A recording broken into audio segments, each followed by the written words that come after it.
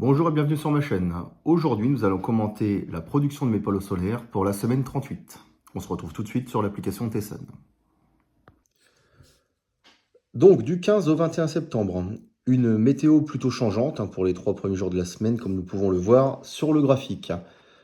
Donc ici, nous avons le 15 jusqu'au 21 qui se trouve ici. Donc on peut voir que là, nous avons 3 mauvais jours, 2 jours plutôt corrects, même très bons, et le temps qui se dégrade. Pour lundi, plusieurs pics au-dessus de 2 kWh pour une production totale de 10,6 kWh sur la journée. Le mardi, j'ai eu un pic à 2,24 kWh et une moyenne d'1 kWh de production sur la journée, ce qui est plutôt pas mal, pour une production totale de 6,23 kWh. Mercredi, 9,16 kWh de production avec un pic à 2,26 kWh pour une moyenne de production autour de 1500 kWh. Jeudi et vendredi sont les 2 plus belles journées de la semaine.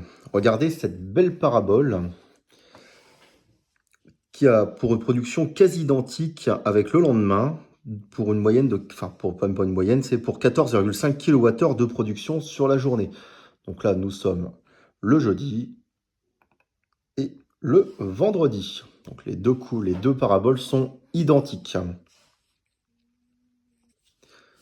Je vais noter cette date quelque part dans un coin de ma tête pour pouvoir comparer avec les journées ensoleillées d'automne. Donc avec un soleil beaucoup plus bas qui nous donnera une courbe beaucoup plus aplatie et évidemment une production beaucoup moins puissante. Le week-end n'a pas été terrible avec seulement 6,92 kWh de production pour le samedi et seulement 3,3 kWh pour le dimanche. Donc, comme on peut voir sur la courbe quand elle sera affichée,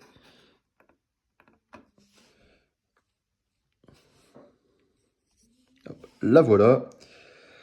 Donc une courbe plutôt médiocre. On se retrouve sur l'application d'EDF pour vous montrer la facturation journalière. Donc la consommation en heure creuse correspond à la charge de ma MG4. Donc il faut regarder la consommation en heure pleine. Le samedi et le dimanche sont des jours où nous faisons les tâches courantes, donc plus de conso à cause des sèche-linges, machines à laver, etc. Donc là on peut voir que ce lundi 15 septembre, en heure pleine, la consommation de base donc a été effacée par les panneaux solaires. Je n'ai tiré sur le réseau que 1,55 kWh.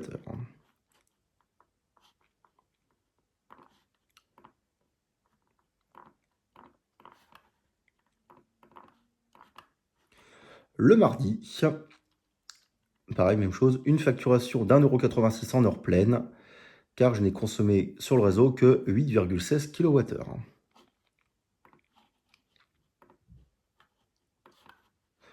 Le mercredi, même chose, 2,45 kWh tirés sur le réseau, donc les panneaux ont bien effacé la consommation de base. Bon, jeudi et vendredi, les journées étaient excellentes, donc du coup, je me retrouve avec 28 centimes de consommation. Quand j'aurai ma batterie Zendur, la consommation sera totalement effacée en journée. Donc même chose pour le vendredi. Et le week-end où le temps s'est un petit peu dégradé, bon, le samedi n'était pas trop, n'était pas si dramatique que ça en termes de temps. Donc j'ai quand même eu une consommation de 72 centimes, car j'ai quand même, je me suis fait du café, j'ai cuisiné un petit peu, donc voilà pourquoi j'ai 4,27 kWh de consommation. Et le dimanche,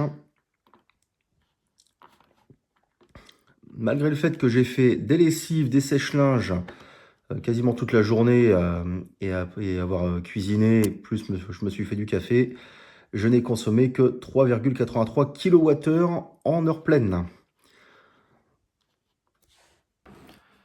La vidéo touche à sa fin, donc la semaine 39 annonce les premiers jours de l'automne.